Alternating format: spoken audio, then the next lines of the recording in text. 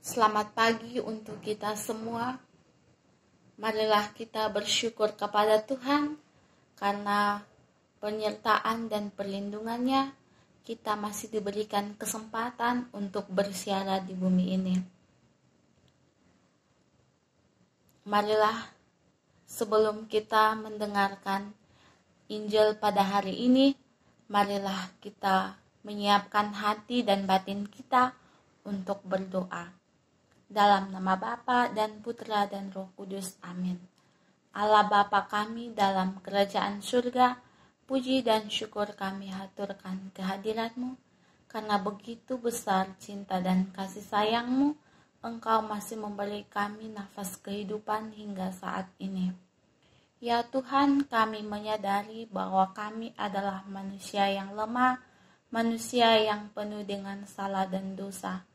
Kini dengan rendah hati kami mohon ampun atas segala dosa dan salah kami. Ya Tuhan, kini kami anak-anak-Mu akan membaca dan mendengarkan sabda-Mu. Kiranya apa yang kami baca dan kami dengar dapat kami terapkan dalam kehidupan kami sehari-hari. Demi Kristus Tuhan dan pengantara kami. Amin. Inilah Injil Tuhan kita Yesus Kristus menurut Injil Matius. Dimuliakanlah Tuhan. Injil Matius bab 10 ayat 7 sampai ayat 13. Yesus mengutus ke-12 rasul. Pergilah dan beritakanlah, kerajaan surga sudah dekat. Sembuhkanlah orang sakit, bangkitkanlah orang mati, tahirkanlah orang kusta, usirlah setan-setan. Kamu telah memperolehnya dengan cuma-cuma, karena itu berikanlah pula dengan cuma-cuma.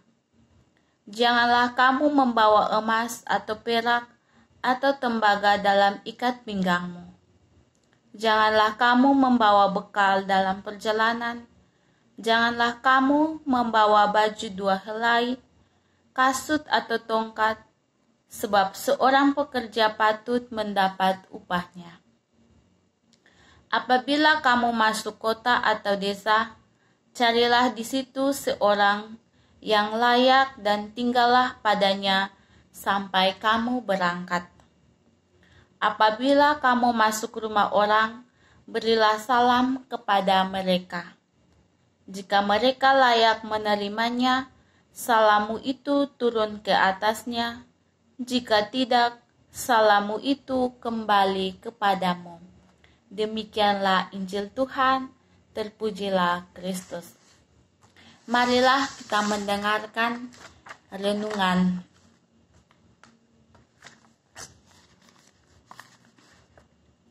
Dalam kehidupan, ketika kita hendak berbuat baik untuk orang lain, banyak kali pergulatan dan pertimbangan yang kita pikirkan. Akibatnya, malah kita membatalkan perbuatan baik kita. Tampak sangat logis misalnya. Jangan-jangan saya hanya dimanfaatkan saja. Pertolongan ini akan membuat dia bertambah malas, dan lain-lain. Hal ini akan membuat kita menjadi pengamat dan berhenti pada niat baik saja, tidak pernah menghasilkan tindakan nyata. Melalui Injil hari ini, kita bisa melihat Yesus meminta kepada murid-murid untuk pergi dan berbuat baik tulus, tanpa pamrih, dan selalu mengandalkan Dia. Kita tidak perlu mengandalkan kelebihan maupun kenyamanan kita, karena ketotalan pada Tuhan akan meringankan dan membahagiakan kita. Hari ini, gereja memperingati Santo Barnabas Rasul. Nama sebenarnya adalah Yusuf, namun oleh para rasul ia dipanggil Barnabas yang artinya anak penghiburan.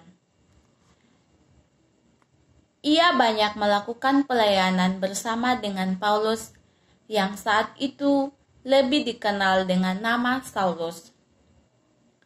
Gereja dan komunitas manapun selalu membutuhkan orang-orang seperti Barnabas ini. Dia adalah orang yang selalu mengupayakan perdamaian, keutuhan, kesatuan, dan tahu menilai kemampuan dan kualitas diri orang. Sering ada orang yang tidak disukai di komunitas, tetapi orang seperti Barnabas akan tahu mengenai apa yang mesti kita buat dengan orang tersebut. Marilah kita mohon agar menjadi Barnabas-Barnabas zaman ini di tengah masyarakat dan komunitas yang suka memojokkan orang dan suka tidak rukun ini. Amin. Marilah kita berdoa. Allah Bapa kami dalam kerajaan surga, kami bersyukur kepadamu ya Tuhan atas segala anugerah yang Engkau berikan kepada kami. Semoga dengan segala kebaikan yang Engkau berikan kepada kami, dapat kami lakukan kepada orang-orang di sekitar kami. Bimbinglah kami ya Tuhan, agar kami selalu berada pada jalan-Mu. Dan bimbinglah kami ya Tuhan, agar kami selalu mengasihi sesama manusia. Demi Kristus Tuhan dan pengantara kami. Amin. Dalam nama Bapa dan Putra dan Roh Kudus. Amin.